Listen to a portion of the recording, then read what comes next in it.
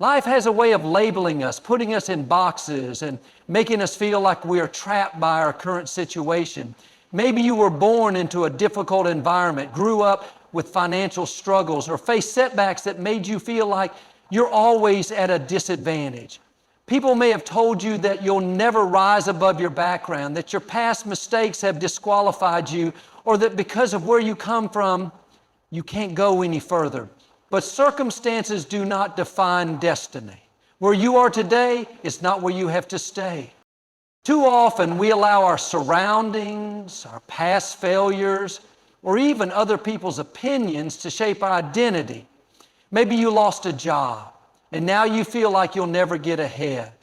Maybe a relationship didn't work out and now you feel like you're unworthy of love. Maybe you struggled with addiction and now you think you'll always be labeled by that struggle.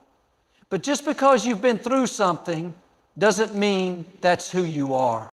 Think about Joseph in the Bible. He was betrayed by his brothers, thrown into a pit, sold into slavery, and falsely accused. Every circumstance in his life seemed to say, you're done, you'll never be free, you'll never fulfill your purpose. But what did God do? He took Joseph from the prison to the palace. Why? Because Joseph refused to let his circumstances define him. He didn't settle in bitterness or accept defeat. He knew that God's plan was greater than his struggle. The same is true for you. Just because you were raised in poverty doesn't mean you have to stay there. Just because you faced rejection doesn't mean you're unworthy. Just because you've made mistakes doesn't mean you're disqualified. You are more than what you've been through. You are more than what the world says about you. You are more than the obstacles in your path. Circumstances are temporary, but who you are in God is permanent. People may try to label you, but only God has the final say. The enemy may try to convince you that you're stuck, but that's a lie. You may have been through pain, but you are not broken. You may have faced setbacks, but you are not a failure. You may have experienced loss, but you are not defeated. There is a new chapter waiting for you. The limitations of your past do not determine the possibilities of your future. It doesn't matter if you've been overlooked, underestimated, or counted out. God still has a purpose for you. Everything you've been through is preparing you for where you're going. The odds may be against you, but God is for you. Before you were even born, God placed something special inside you. You weren't created to be ordinary, to live in mediocrity, or to just get by. You were designed with purpose, filled with potential, and destined for greatness. There is something inside of you that the world has never seen before. It's not based on where you come from, what your background is, or what others think about you. It's something God Himself placed in you, a unique calling, a divine gift, a destiny that cannot be canceled. Too often, people go through life feeling insignificant, believing they don't have much to offer. They compare themselves to others, thinking if only I had their talent, their resources, their opportunities, then I could do something great. But the truth is, you already have everything you need. God doesn't make mistakes. He didn't forget to equip you, didn't overlook you, didn't leave you out. He put inside you exactly what you need to fulfill your purpose. You have gifts, talents, and abilities that are waiting to be unlocked. Look at Moses. When God called him to lead the Israelites out of Egypt, Moses felt unqualified. He said, God, I'm not a good speaker. I'm not the right person for the job. But God didn't call Moses because he was the most skilled or the most confident. He called Moses because he had already placed greatness inside him. Moses just had to step into it. You may not feel like you have what it takes. You may think you're not talented enough, smart enough, or strong enough. But God doesn't see you the way the world does. He looks beyond your insecurities and sees the greatness He placed in you. He sees the leader, the innovator, the difference maker, the history changer. The enemy will try to keep you small by making you doubt yourself. He'll remind you of your flaws, your past mistakes, and all the reasons why you shouldn't succeed. But the enemy wouldn't be fighting you so hard if you weren't a threat. The reason you feel resistance, the reason you face obstacles is because there is something powerful inside you that the enemy doesn't want to see released. You weren't meant to blend in, to shrink back, or to live beneath your potential. There is a calling on your life that no one else can fulfill. There are dreams in you that no one else can accomplish. There are victories in your future that no one else can claim. The greatness inside you isn't something you have to earn. It's already there, placed by the Creator Himself. It's time to believe it, to rise up, and to walk in the fullness of who you were created to be. Every challenge, every obstacle, and every opposition you face is not meant to stop you. It's meant to lift you higher. What looks like a setback is actually a setup. What feels like resistance is really preparation. The very thing that seems like it's working against you is actually positioning you for something greater. Too often when we face opposition, we get discouraged. We think, why is this happening to me? Why am I going through this? If God wanted me to succeed, wouldn't it be easier? But what we don't always realize is that opposition is a sign that we're on the verge of promotion. The enemy wouldn't be fighting you so hard if there wasn't something powerful on the other side. Look at David. When he faced Goliath, it seemed like an impossible battle. Goliath was bigger, stronger, more experienced. The odds were completely against David. But what David didn't see at first was that this wasn't just a fight, it was a divine setup. That giant wasn't there to defeat him, it was there to elevate him. When David defeated Goliath, it changed his life. One victory, one moment of overcoming opposition, and he went from being a shepherd boy to a national hero, from obscurity to the palace. The same is true for you. The battles you're facing aren't there to hold you back. They are preparing you for your next level.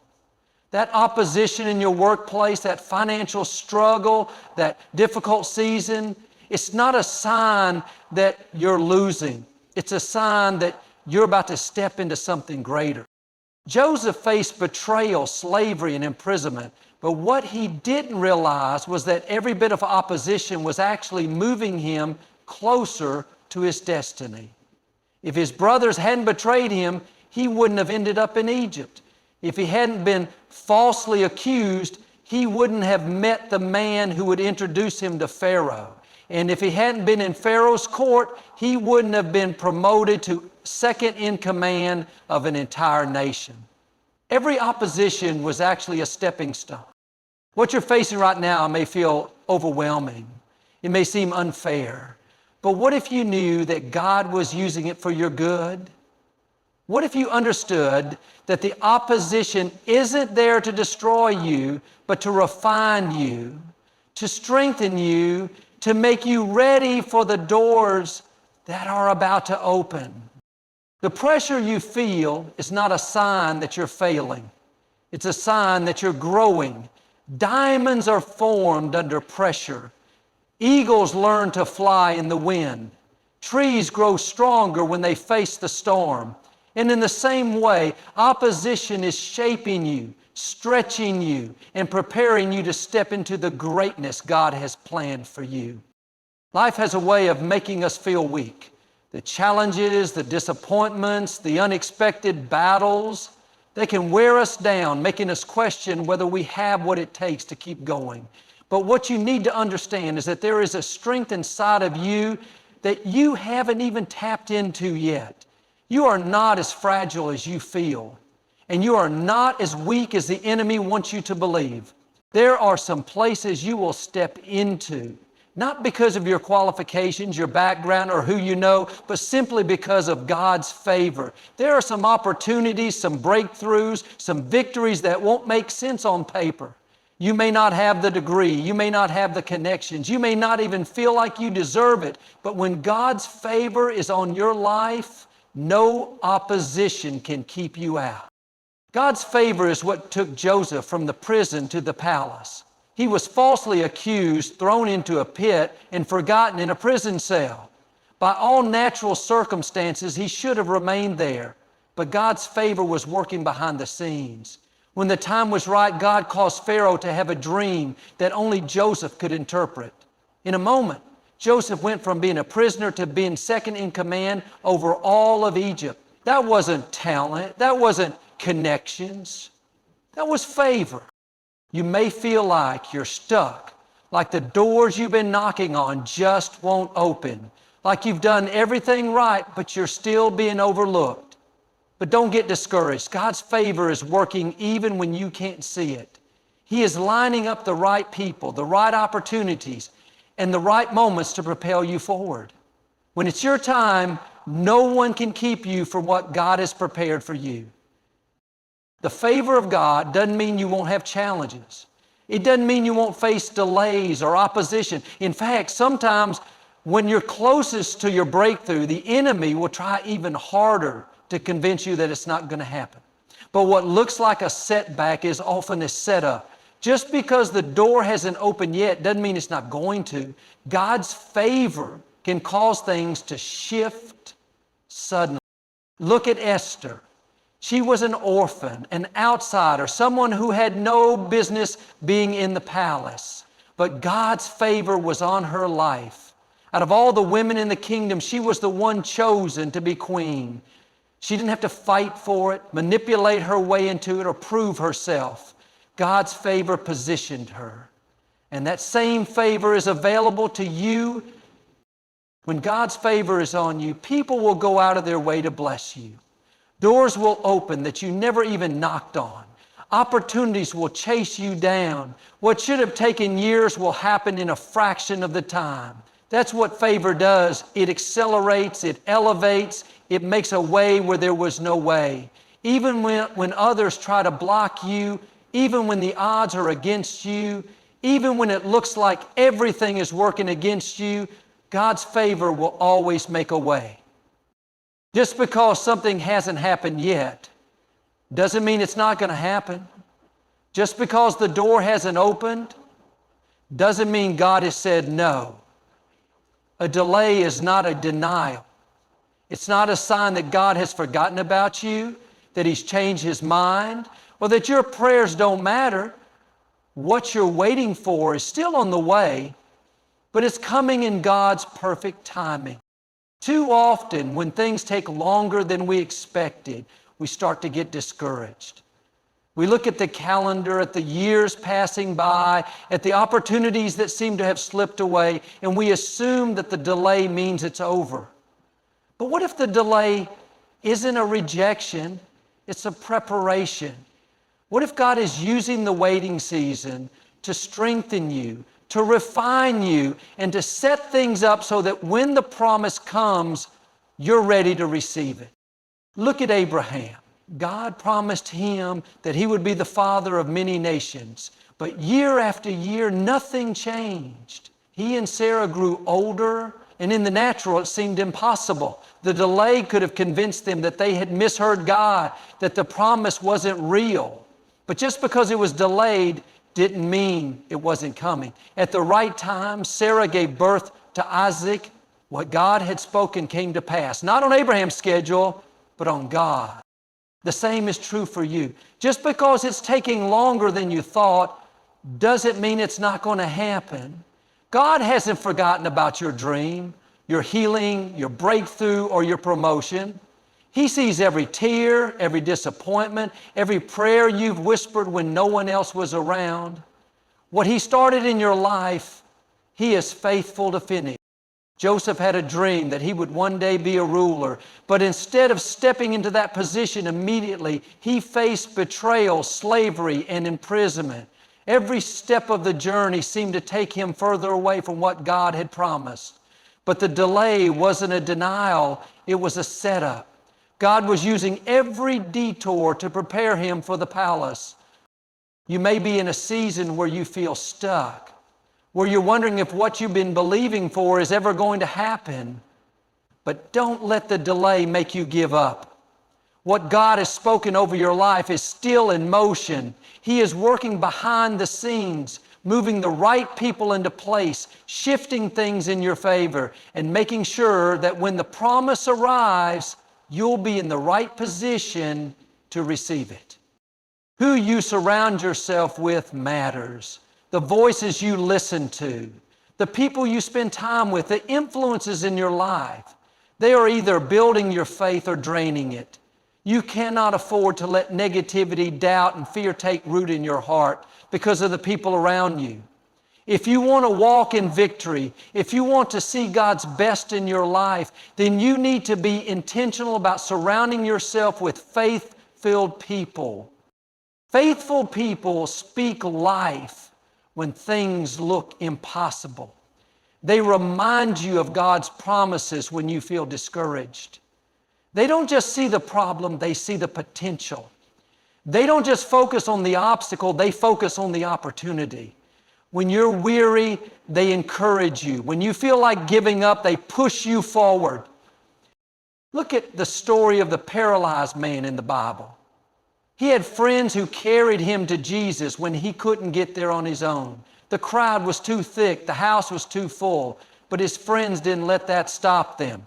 They climbed up on the roof, tore through it, and lowered him down right in front of Jesus. And because of their faith, the man was healed. Notice it wasn't just his faith that brought the miracle. It was the faith of the people around him. The right people in your life can help carry you through the tough times, but the wrong people can pull you down and keep you from reaching your destiny. If you surround yourself with doubters, complainers, and people who always see the worst, eventually that negativity will rub off on you. If you keep listening to people who say, it's never going to happen, you're wasting your time, things will never change, before long you'll start to believe it. When the Israelites were about to enter the promised land, Moses sent 12 spies to check it out. 10 of them came back full of doubt, saying, the land is great, but the giants are too big. We'll never be able to defeat them. But 2 of them, Joshua and Caleb, came back with a different report. They said, yes, there are giants, but our God is bigger. We are well able to take the land. Because the people listened to the negative voices instead of the faith-filled ones. They wandered in the wilderness for 40 years. They missed out on their destiny because they surrounded themselves with the wrong influences. Who you walk with determines where you end up. If you want to grow in faith, get around people who speak faith. If you want to rise higher, connect with those who believe in God's power. If you want to step into your purpose, surround yourself with people who push you toward it, not away from it. So when you're facing challenges, when the road seems long, when nothing seems to be changing, it's easy to feel like your breakthrough is far away. You've been praying, believing, doing everything right, yet the situation still looks the same. But what you don't realize is that you are closer than you think. The finish line is right in front of you. The breakthrough you've been waiting for is just beyond the struggle. Too many people give up right before the miracle happens. They get discouraged by the delay, frustrated by the setbacks, and convinced by the enemy that it's never going to happen. But what if they had held on just a little longer? What if they had kept believing, kept pushing forward, kept trusting that God was working even when they couldn't see it?